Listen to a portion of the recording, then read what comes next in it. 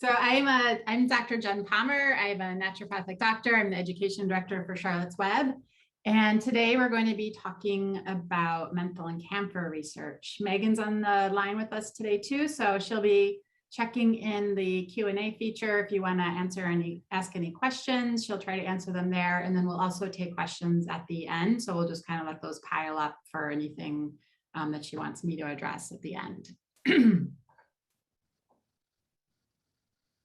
Sorry, Zoom seems to be a little slow today. So today we're going to be talking about menthol and camphor. These are terpenes actually. And so you may associate that more with the cannabis plant, which has a lot of terpenes, but terpenes are basically just these aromatic oils that have very pronounced aromas and really give the characteristic to the plant, such as pinene is in pine needles. And so it has that very distinctive smell. And so menthol and camphor fall into that category. And they both have a very extensive history of being used topically for pain. Menthol comes from mint. And so, we're all very familiar with the mint, and it's a great antioxidant and antimicrobial, and also has little anti-inflammatory properties. And then camphor from the camphor laurel tree has the pain relieving properties and also is good for stopping itching. And so these are used topically, and these compounds absorb into the, more external layers of the skin, and they interact with the sensory nerve receptors. And that's how they help relieve pain. So menthol and camphor each have very similar properties. They're analgesics and anesthetics. And they work as counterirritants, and that's the method of action of how they relieve pain. And they interact with these TRP receptors, which is a big family of receptors on the sensory nerves, and they cause a cooling sensation in general. These are OTC ingredients in the CBDCLINIC products, but they're still natural ingredients, but they're also considered drugs. So they kind of cross over into both categories. So what is a counterirritant? Well, this means something that's applied topically, a drug or an ingredient, a natural product. And what it does is it causes like a local inflammation or irritation in that area where it's applied. And it can help relieve pain in the muscles or the joints or wherever you put it. And it does so by stimulating these sensory receptors in the nerves in the skin, the cutaneous sensory receptors. And to say it's a counterirritant means that it's activating these pain receptors, and then it makes those receptors desensitized or immune to that sensation. And it essentially stops the signal of pain from that location all the way up to the brain. So to dig into that a little bit more deeply, so these menthol and camphor works by interacting with this big family of receptors called TRP, or transient receptor potential receptors. They are in the sensory nerves in your skin.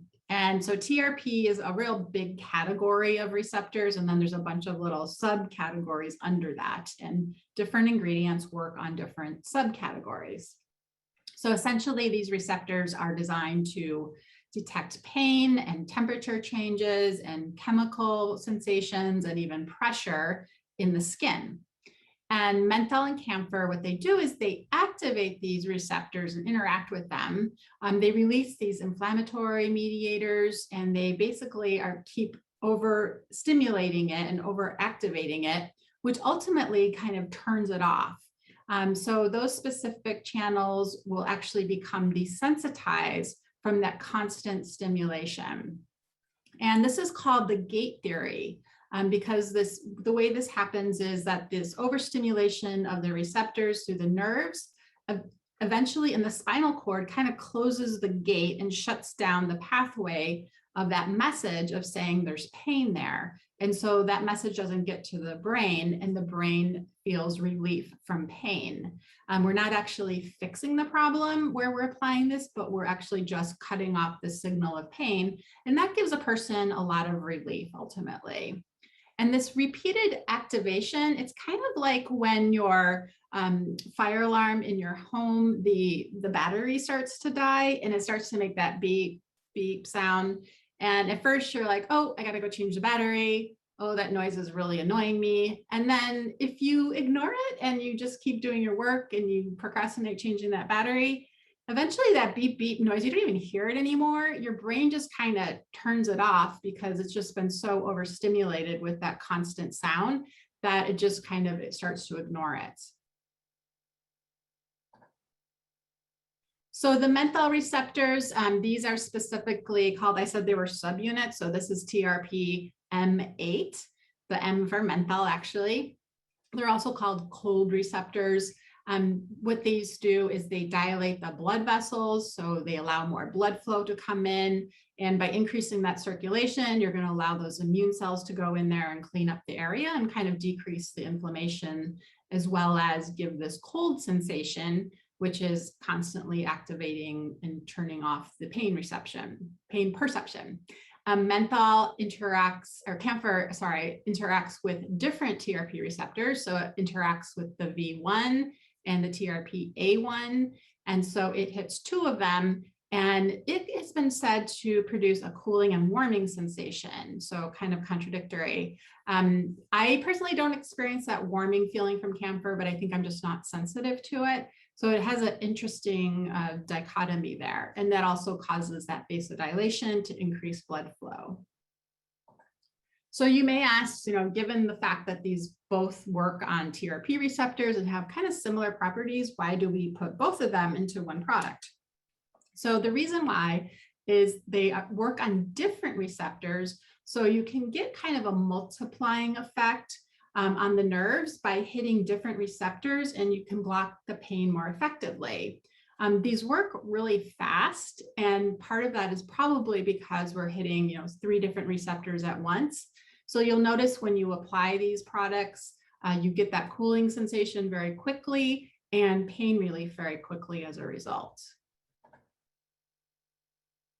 So I said that these are OTC ingredients. They are natural. We do naturally derive these from plants, but they are permitted to be called OTC drugs under the FDA, and they fall under this category of external analgesic drug products. So there's a few other ingredients which fall under this category, which you apply topically, and it helps stop pain.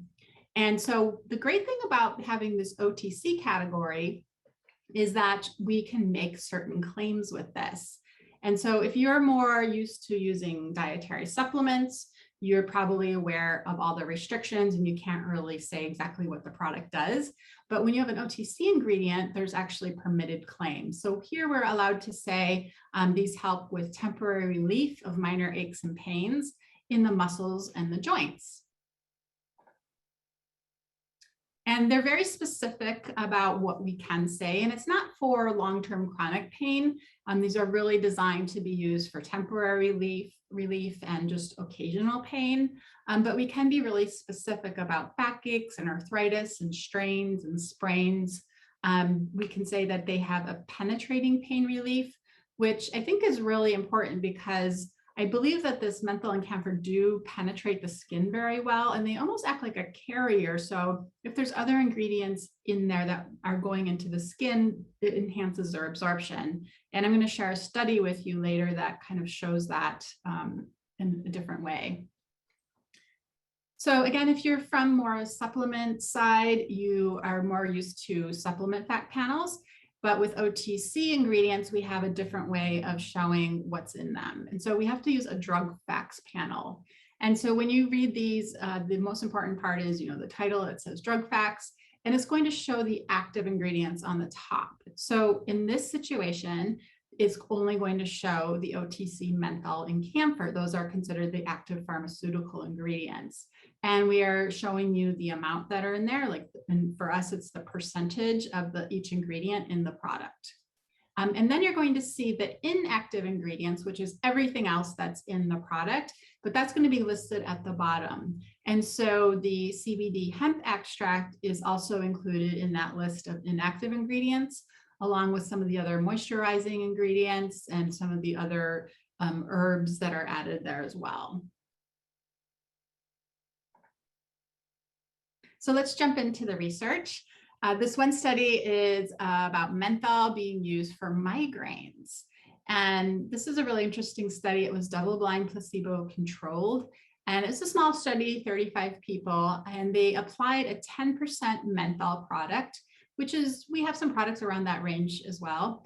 And they put it on the temples and the forehead when the migraine was coming on. And they found that that was superior to using a placebo, and it helped relieve pain. It made the pain relief last longer. And it also helped with some of the symptoms like that nausea, vomiting, and sensitivity that you get with a migraine. It helped reduce all of those symptoms as well. Then there was a study done on carpal tunnel syndrome. This was a double-blind, placebo-controlled study as well. Real small, 10 people. These were workers in a factory. It was actually a slaughterhouse, so they were doing very, heavy, laborious work. And of course, you get carpal tunnel and sore wrists and hands from doing stuff like that. And so they used a single application of a topical menthol product, and this just had 4% menthol, so that's on the low side. And they found that it really significantly reduced the pain severity. And so the study authors recommended that this should be used as an alternative to taking an oral analgesic. And I think that that's really important because, there's a lot of side effects that you can get from using oral pain relieving products, like gastrointestinal problems, ulcers. You just don't want to be using those long term. So if you have a really good remedy that you can use just topically, it has no side effects, it works directly where you need it, and that's really a much better way to go and much safer. Then we have a study on menthol related to delayed onset muscle soreness. So DOMS, this is really just when you overexercise or overexert yourself and you end up with sore, stiff muscles. And so this was a randomized trial with 16 people. They made them do repetitive activities so that they became really sore the next day. And then they put on either ice or menthol topical. And this was a low percentage menthol, 3.5%. And they found that the menthol product worked much better in relieving those sore, stiff muscles versus the ice. So good to know that this is better than the ice solution. And then last one on menthol specifically, this was with arthritis. This was a little bit different kind of trial. There were 87 people, and they were adding menthol to a transdermal patch, which delivered lidocaine. So lidocaine is another, topical analgesic. And they wanted to see if menthol enhanced the benefits of the lidocaine. And they found that it did a lot better job when they added it to the lidocaine. And it sounded like, or they felt like that the menthol acted as a carrier to deliver the lidocaine more effectively, as well as providing its own pain relief. And so there's another example of how that penetrating pain relief can be really beneficial. And you can add this to other ingredients that you want if you want it to act as a carrier. So next, talking about camphor, I just wanted to show this fun picture of a camphor tree. This is the world's largest camphor tree. It's in Taiwan, and it's 46 meters in height, and it's 52 feet around. So this is a huge tree. This is over 700 years old, and I just thought it was a really cool picture. I guess these trees grow really fast and they multiply very rapidly as well. So let's talk about some of the camphor research. Here's another one that was on that delayed onset muscle soreness, the DOMS. And this was a clinical trial for 2 weeks. This one had both camphor and menthol in it. They didn't specify the amounts. And then it had some other natural oils combined, just like the CBDCLINIC products. And it helped relieve mild to moderate pain and inflammation in various joints and in the back. This was a pilot study, so it didn't compare it to a placebo, but they just show that it gave significant benefits to people with sore muscles. And then another study, the camphor specifically, this one was combined with another device. And so they called it a multimodal pain device. I don't know if it was a TENS unit or something else, some other piece of equipment. But they showed that adding the camphor in addition to that treatment really improved neuropathic pain. And that's, pain that's in the nerve specifically. So again, this is something you can add to the other treatment modalities that you're likely to be using. So let's talk a little bit about the types of delivery systems that the CBD clinic products have. We have creams, ointments, oils, and within there is a stick as well. So a cream is something that has a little more water base to it. It's the more emulsified oil, and it absorbs into the skin better and faster because it has more of a water base. So you're not going to have the greasiness of it, and it's going to provide less glide than an oil or ointment, but it dries more quickly. So it's really nice if you want to put clothes on really quickly afterwards, or you want to use this for a spot treatment if you're a massage therapist, but you could even use it for the whole body as a cream. The ointments are going to be like a stronger oil base, almost like a Vaseline texture. And that's going to sit on the skin longer. It doesn't penetrate the skin as quickly. Only water soluble products are going quickly.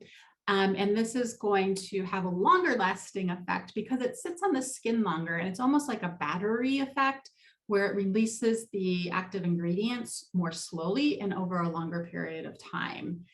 These you might want to use more for a spot treatment. You might not want to put that all over the entire body, but it really depends on your personal techniques.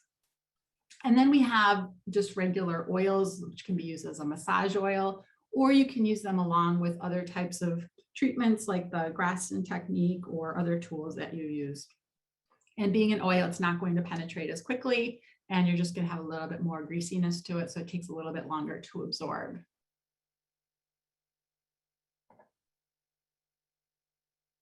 And so with the CBD clinic products, we do testing. We test each batch for cannabinoid content, including CBD and THC, which there is no THC in our products. And we show that in our C of A so that you can be assured. We also check for just regular tests like toxins and yeast and mold. And we test the CBD for solvents and pesticides and all the other standard testing that Charlotte's Web is accustomed to.